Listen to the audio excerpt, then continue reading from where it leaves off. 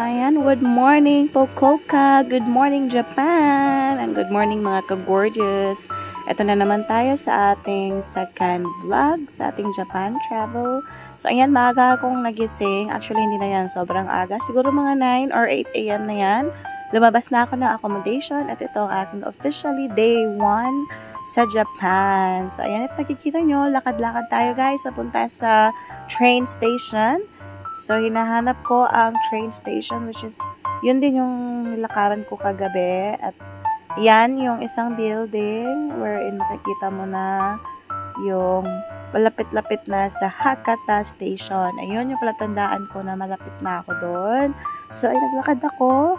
To be honest, hiningal ako guys. Hindi ako sanay na maglakad na ulit. Since nasa bahay lang naman ako lagi for the past few months. So, ayan, palapit na tayo. Papasok sa train or subway station. Alright. Lakad dito. Ayan, hindi masyadong crowded nga dito, guys. Ito na nga ako, guys. Stress pa rin ang aura kasi kulang pa rin sa tulog. Nanibago ako sa oras at sa weather. It's actually the start of autumn season. Kaya, actually, medyo malamig siya kaysa sa Pilipinas na always tropical country. Ayan, nasa loob na nga ako ng subway station at hinahanap ko kung saan ako pupunta dahil kailangan ko pumunta ulit sa airport. Ayan guys, kailangan ko bili ng single ticket at ayan, nag-try akong i-explore yung machine but honestly nalito ako at first at I think fail itong unang video na ito at hindi ko natapos at nabook yung ticket.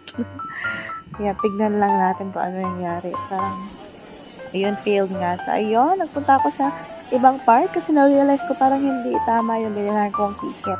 So, naghanap ulit ako ng bagong machine kung saan ako makakabili ng ticket at ayan na nga.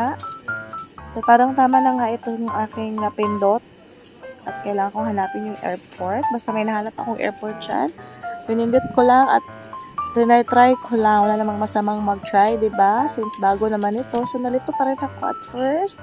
So, hanggang try ko lang at I think may tumulong ata sa akin yan or hindi ko na maalala kasi dami ng trinay kong machine doon for the last 11 days. So as usual, inedit ko na to guys after that trip. So ayan na nga guys, mukhang hindi pa nga nag-go through yung ticket. So kitang-kita sa video na nahirapan si ating. Okay, so I think ayan na. Malapit, ayan, sa wakas nakakuha na rin ako ng ticket at may sukli na rin ako. So ayun guys, papunta na tayo sa airport. So waiting tayo sa train station. Napakaganda ng train station nila dito kasi aside sa hindi nagkakagulo, talagang disiplinado ang mga tao at napakalinis din sa buong train station at sa mismong train. So ayan guys, papasok na tayo at hahanapan natin kung saan tayo pwedeng makaupo. So, ayan, dito sa Japan, mostly, bihira lang na hindi ka nakakaupo sa train stations. So, dahil marami namang train, I think every 5 minutes, depende sa location. So, hindi ka talaga mahihirapang sumakay. So, ayan na nga, guys. So, ano nangyari? Kailangan ko ata ulit sumakay ng bagong train. I think, nawala ata ako nito, guys. So, kailangan kong bumaba at sumakay ulit sa bagong train. So, sa Japan, pag first time ka talaga malilito ka sa dami ng train at iba-iba pala yung oras at iba-iba pala yung lugar na pupuntahan. So, ayun na nga, nakasakay na ako sa tamang train. Nag-bus ako after. So, sa bus is yun na yung papunta sa airport. So, ito, may dalawang hapon akong na-meet ulit. Kasi nagpatulong ulit ako sa kanila paano makasakay ng tamang train to make sure the train is right. So they're very helpful and they really were so blessed na na-meet ko sila. So after na nagutom ako guys, kumain muna ako sa 7-Eleven.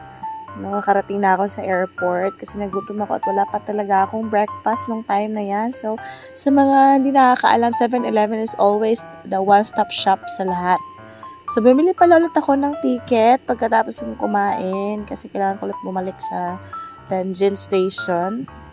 So, ayan, pagkatapos bumili ng food at kumain, bumili ako ng SIM card dahil kailangan ko ng unlimited internet. At after nung hindi ko na record, diretso na akong napunta sa Tenjin Station.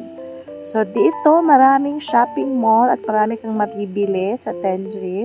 I think dito ka makakabili ng mga murang gadgets, mga pasalubong sa family. So, maraming turista ang nagpupunta dito sa Tenjin if sila ay nagpupunta sa Fukuoka. At isa na nga ako dyan, mga sesh. So, ito yung, I think, famous to na crossroads according sa aking isang commenter sa YouTube. Sabi niya, marami daw magandang kainan dyan. At ayan pa rin ako guys, lakad-lakad. Nagpunta rin ako sa Apple Store. Kasi sabi nila sa Japan, mura ang gadgets. Dahil tax-free sila. So sa Apple Store mismo ay hindi tax-free. So sa ibang store, like sa Big Camera, dun ka makakakuha ng tax-free. Kaya sabi ng staff dito na napakabait, kung gusto ko talaga ng tax-free, ay pumunta ako sa Big Camera. Instead of bumili ako dito sa Apple Store mismo. So, ayun. Nakinig ako at pumunta ako at while walking, napunta ako sa Don Quijote kasi sabi ng pamangkin ko kailangan niya ng costume. So, ayun, naghanap ako at ayun na nga, maraming chocolates dito na napakamura. So, napabili ako guys. Ang dami ko actually nabili at pumili pa ako ng maleta. Malagay lang yung mga bagong chocolates na yan. Kasi sobrang dami, malulula ka talaga at sobrang mura lang nila.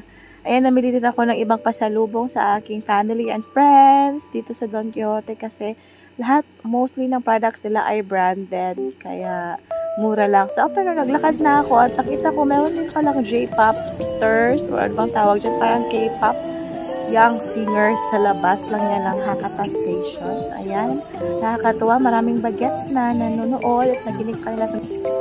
Kaya ako bumalik dito, aside sa ito yung hub ng aking accommodation. Ayan, dito actually ang aking hinihitan. Ayan na siya, si Jeff Chuk Chuk. Siya ang aking kasama all throughout my trip. Nauna lang ako ng isang araw dahil sa schedule at sa fare na nakuha ko na mas mura. So, ayan na guys. Finally, may kasama na ako. At itong aking new accommodation. Diba? Ang cute-cute. It's a traditional Japanese accommodation. So, ayan. 30 minutes away siya sa Hakata Station. Yung kanina. So, ayan. Yung tutulungan namin. I-demo ko daw muna para naman masaya. Ayan. So, ako naman. Dinemo ko rin muna. Tapos tawa ko ng tawa pagkatapos. Ayan. So, nagutom kami guys. So, decided to go out sa Family Mart ba yun? Or 7-Eleven na malapit. Very malapit lang. Isang corner or 2 corners away. Ayan, maraming pagkain sa 7-Eleven. At sabi ng friend ko, talagang masasarap lahat ng mga pagkain sa convenience store. So, ayan, nag-word kami ng maraming food for the next 3 days. Kasi 3 days or kaming magsistay sa Fukuoka. Ayan, ang daming pagkain. Ikaw na lang malulula kung ano ang pipiliin mo.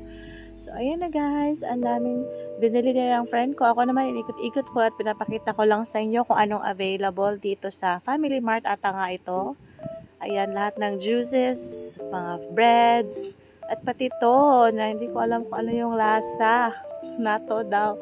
So, ayan na nga guys. So, I think time check is around past 10 p.m. na to sa mga time na to or 11. Pero may mga tao pa rin bumibili.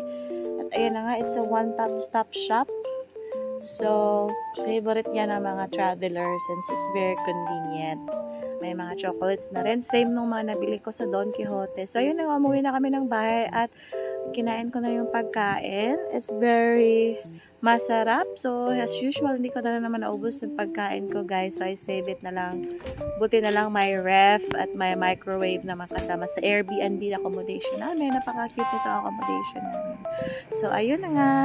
After nyan, ay nag-prepare na para matulog na at magpahinga dahil marami na naman kami activity sa mga susunod na araw. So, ayan na, guys. Di ko alam kung nagising na ba ako ito. Patulog pa lang ako nito. Ayan, nagising na pala ako. It's a good morning. So, ready na ba lahat para sa next activity? Mukhang hindi pa ako ready. Thank you for the time. And I hope to see you in my next vlog. Abangan. Much love.